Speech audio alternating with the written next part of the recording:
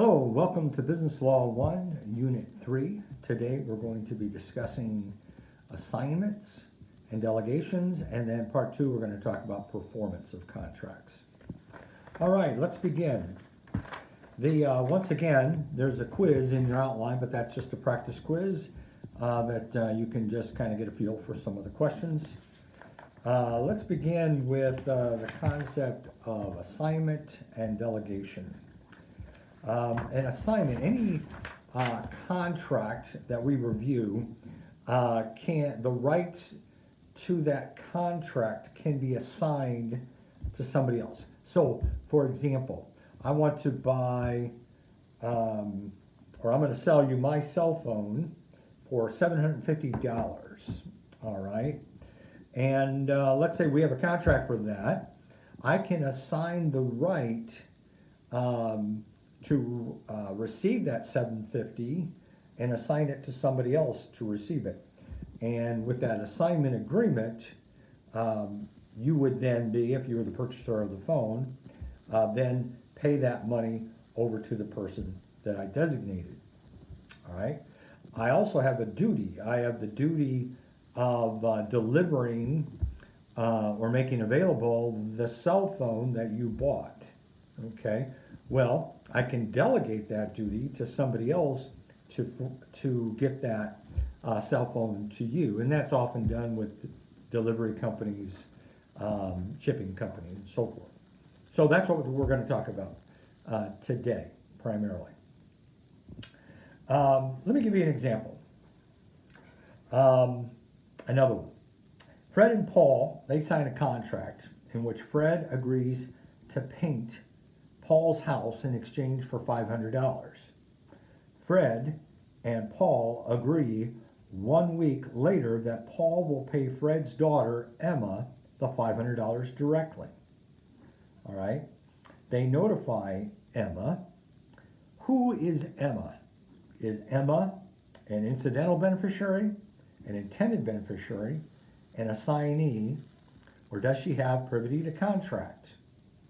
Well, the answer is she's an assignee, the party to whom rights are transferred. And that's the first page of your outline, summarized. All right. Does the assignment to the assignee, does the assignee need to be notified? Well, with notice of an assignment, an assignee can then compel the obligor to perform. So once the assignee has been notified, they have rights to enforce. All right? So let's go on. The general rule of all contract rights are that they can be assigned. All contract rights can be assigned. That's the general rule. However, there are some exceptions to that rule, as you'll get familiar with in business law. And some of these exceptions are listed on your outline under 1.3. All right? When a statute expressly prohibits assignment, then you can't assign. If the contract is personal in nature, let's say you contract with me to dance for you some Irish jig, okay? Well, we can't assign that because you contracted with me and there's nobody who dances like me. All right, so when contracts are personal in nature, they can't be assigned. When the assignment significantly changes the risk or the duties of the obligor, then that can't be assigned. And then when the contract itself prohibits assignment, then we have to follow the contract and then it can't be assigned. Now there are exceptions to that, and you can read through that. Those are exceptions to the exceptions, such as, for example, negotiable instruments can always be assigned. The rights to receive damages for a breach of contract, those can be assigned. All right, so the opposite of assignment of rights is the delegation of duties. All right. Duties that cannot be delegated, and I'll go through the list with you. This is item 2. When duties are performed depends upon personal skills again. If it's a personal skill or talent of the obligor, then those can't be delegated. If there's a special trust has been placed on the obligor, then that can't be delegated. When performance by a third party will vary materially from that what's expected, that can't be delegated. When the contract expressly prohibits delegation, then we follow the contract.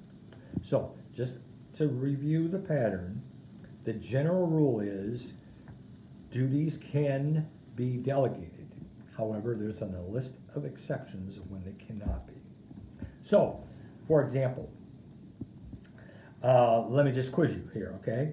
A delegation of a duty relieves the party delegating it of the obligation to perform, even if the party to whom the duty is delegated fails to perform. Let me repeat that. A delegation of a duty relieves the party delegating it of the obligation to perform, even if the party to whom the duty is delegated fails to perform. Well, that's false. Whenever you delegate a duty, okay, the delegator is still liable for the performance of the duty. Something to remember. Another question, just for you to field. All duties can be delegated regardless of the contractual clauses. You think that's true or false? Well, that'd be false, just as I've already lectured on. All right, the next topic we want to cover is third-party beneficiaries. There are, generally speaking, two types of third-party beneficiaries. There are intended beneficiaries, and then there are incidental beneficiaries. Intended is the purpose of the contract is that these people benefit from the contract, even though they're not parties to the contract. They're third parties, but the purpose of the original contract is that the third parties benefit. Those are intended beneficiaries. There are two types of intended beneficiaries. Creditor beneficiaries, somebody who has lent one of the parties something, normally money, and the purpose of this contract is that those beneficiaries get repaid. So creditor beneficiaries, and then there's donee beneficiaries. These are people who, let's say A and B contract, but the purpose of the contract is that C benefit, okay? But they're not creditors. They're just people who are going to receive the benefit of the contract between A and B, all right? These people have rights. Creditor beneficiaries and donee beneficiaries have rights so long as they are intended beneficiaries.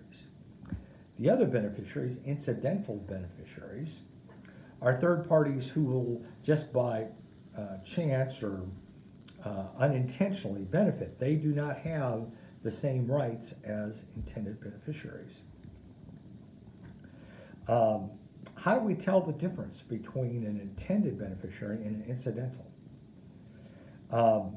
Three items as described in your outline. One, performance is rendered directly to the third party. Two, the third party has the right to control the details of the performance. Three, the third party is expressly designated as a beneficiary. If it meets any of those three, they're intended beneficiaries that have standing to sue to enforce the contract. All right, so let me give you some examples of what you might see. And then you see if you can answer these questions.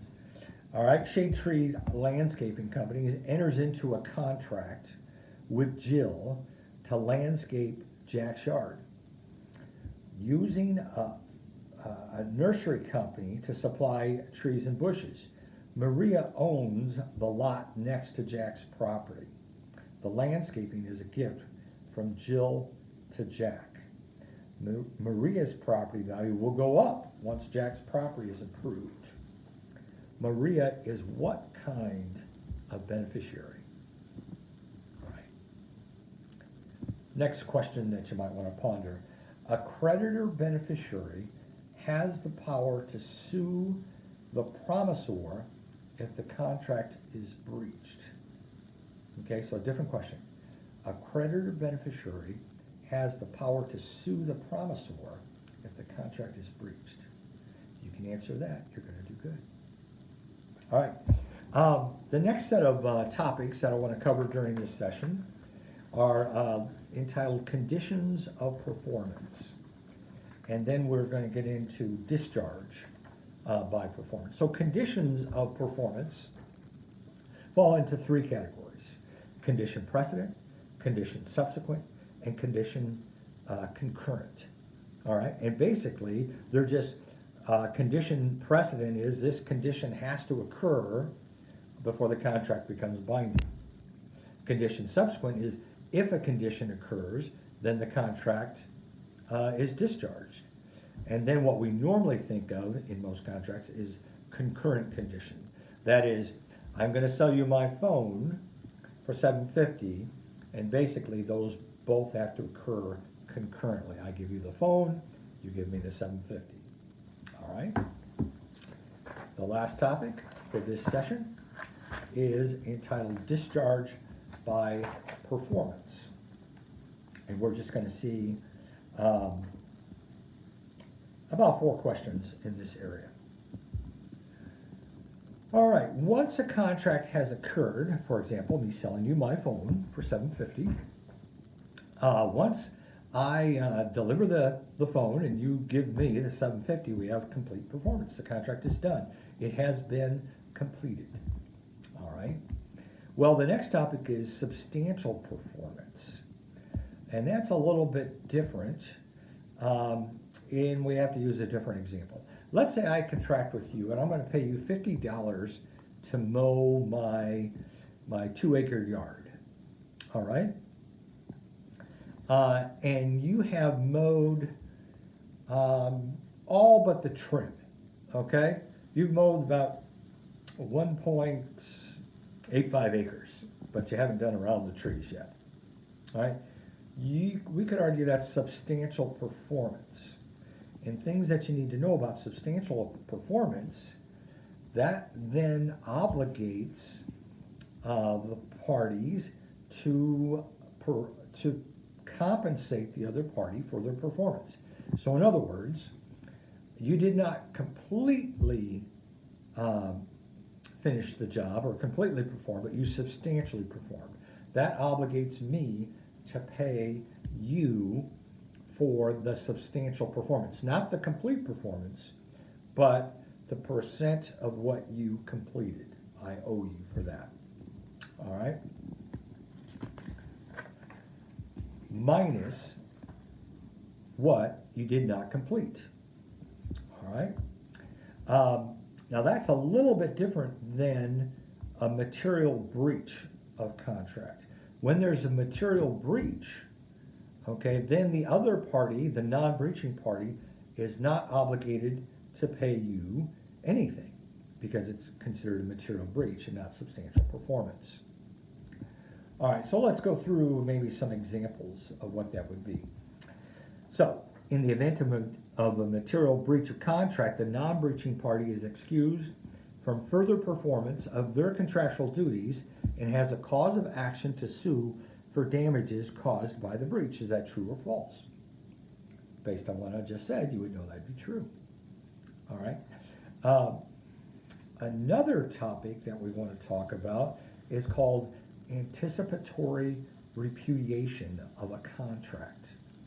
Let's say that you and I contract for you to mow my grass again. All right? And you're supposed to do that Monday. But I hear through the grapevine that your lawnmowers aren't working. All right? So I contact you to ask you, are you going to be able to finish the job Monday? And you tell me, no, I don't think I'll be able to finish. Well, that's called an anticipatory repudiation. Anticipatory repudiation is treated as a material breach, all right, and it may enables me to either wait for Monday when you're not going to perform and I could sue you, or I could go ahead and find somebody else to do the job and then sue you for whatever additional expenses that have incurred to me because of that. All right, so that's an anticipatory repudiation. Last area we would need to cover, I think I maybe have said that 3 times, I apologize, is discharge by agreement. Another way to discharge is discharge by mutual rescission. Let's say that we're going to contract, and or we did contract, and you're going to mow my grass for $50, all right, for 2 acres. And then you kind of come back and say, you know what, I'm not able to do this for that amount of price. Now, I could enforce it against you, or we could just both agree to part our separate ways and have a mutual rescission of the contract. Okay? Or it could be discharge by novation. All right? A discharge by novation is where we have a contract, but we agree that we need to reformulate that contract. And so we're going to rescind the original contract, but create a new contract. That's called a novation. All right, and we can do that as well, so long as we both agree to the new terms. All right, so for this part of the exam, expect about 12 questions with regards to assignment and delegation, and then to conditional precedents, and then the different ways that we can discharge an agreement. All right, hope that helps. Look forward to seeing you in class if you have any questions. Thank you.